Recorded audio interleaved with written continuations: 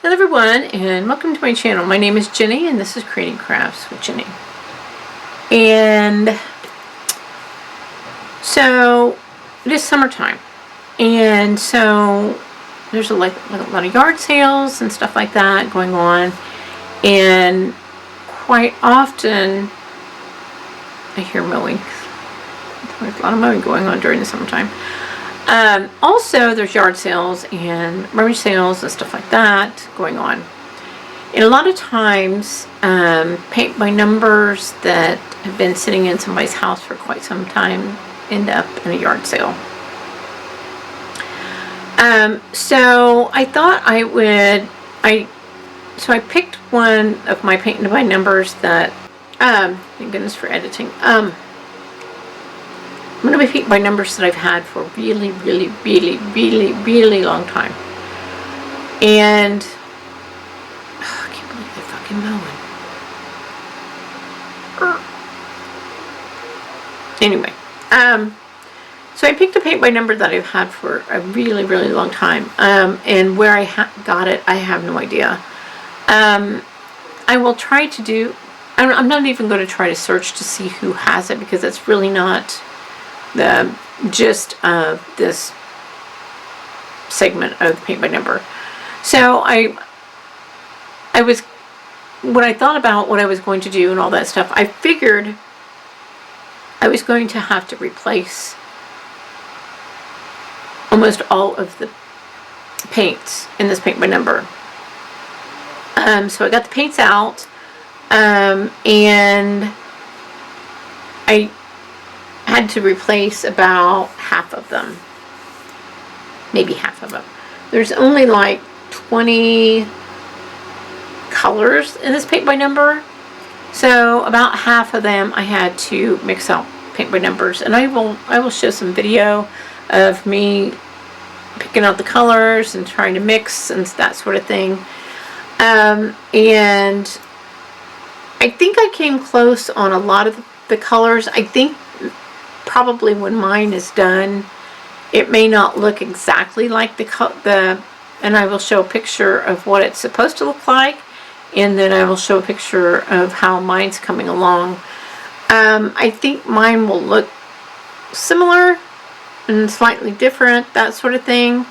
I'm looking at mine, and some of the colors I picked are more turquoisey, and the picture, so I'm looking down the picture here, has more purple in it.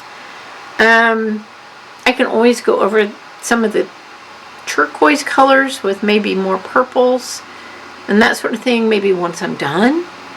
But I'm going to continue on. The interesting thing is, that happens with paint by numbers, is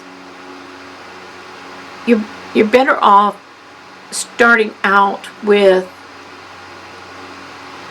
a color than having to pick a color, to change a color once you're halfway through. That's harder to do than if you start with color and you go with the color all the way through the paint by number, than having to run out of a color and then having to match that color. That's hard to do.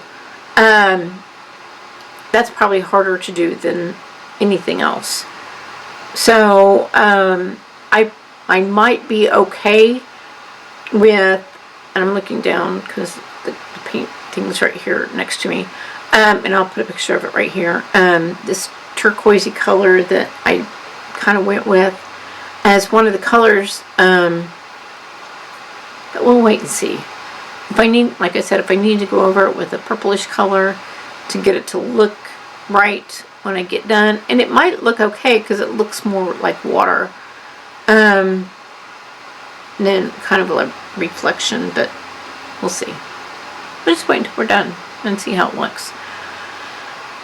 So I wanted to do a rescue paint by number, and I'm throwing all of my tips and tricks and know-how towards it. I've put a little bit of water in some of the paints that were kind of so-so. I've used Floetrol.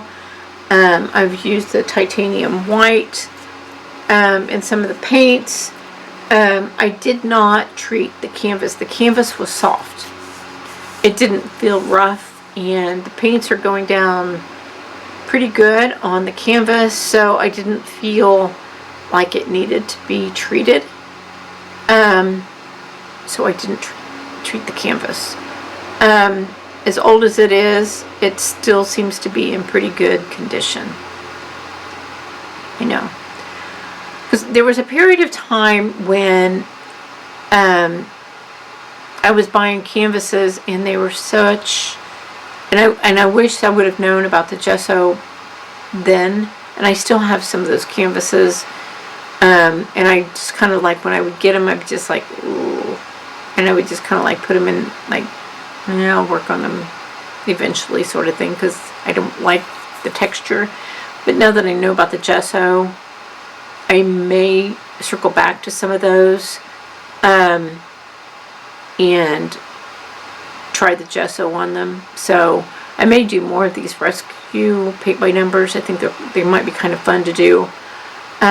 Just because, like I said, it's summertime, and you're going to find people trying to get rid of old paint by numbers in yard sales, and you might say, oh, do I want to tackle that or not? Because it might be still in just my voice.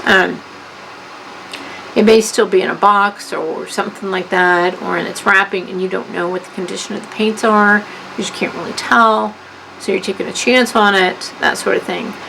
I did use the Gen Craft 24 acrylic paints to mix my paints, and I was going to use my color wheel, and I couldn't find it, so I googled one of the colors, or